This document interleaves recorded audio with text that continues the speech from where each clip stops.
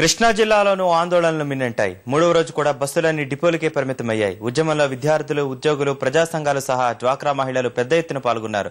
కేంద్రం తొందరపాటు నిర్ణయం వల్ల రెండు ప్రాంత ప్రజలు నష్టపోయారని ఐకాస నేతలు ఆరోపించారు.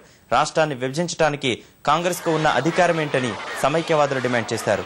వ్యాపారులు దుకాణాలను మూసేసి స్వచ్ఛందంగా సమ్మెలో పాల్గొన్నారు. పలుచోట్ల వాహనాల టైర్లకు నిరసనకారులు నిప్పంటించారు. ఇప్పటికైనా కేంద్రం నిర్ణయాన్ని వెనక్కి తీసుకోకపోతే తీవ్ర పరిణామాలుంటాయని ఉద్యమకారులు హెచ్చరించారు.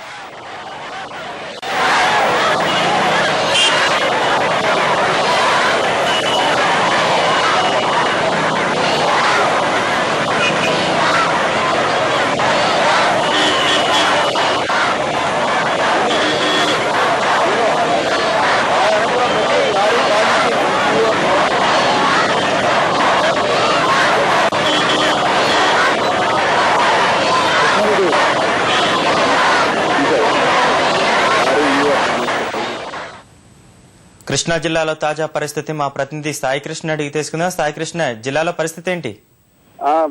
నిరసన కార్యక్రమాలు ప్రశాంతంగా కొనసాగుతున్నాయి. జిల్లా వ్యాప్తంగా కూడా ఈ సమైక్యాంధ్రకు మద్దతుగా పలు కార్యక్రమాలు వివిధ సంఘాల ఆధ్వర్యంలో సాగుతున్నారు. ముఖ్యంగా విద్యార్థులు, ఉద్యోగులు, కార్మికులు అన్నితో పాటు వివిధ రకాల వర్గాల ప్రజలందరూ కూడా ఈ సమైక్యాంధ్రకు మద్దతు తెలిపారు. జగ్గైపేట నుంచి మచిలీపట్నం వరకు తూర్పు, పశ్చిమ కృష్ణాలోను అట్లాగే విజయవాడ నగరంలో కూడా మూడో రోజు కూడా మా కార్యక్రమాలు ఊపందుకున్నాయి.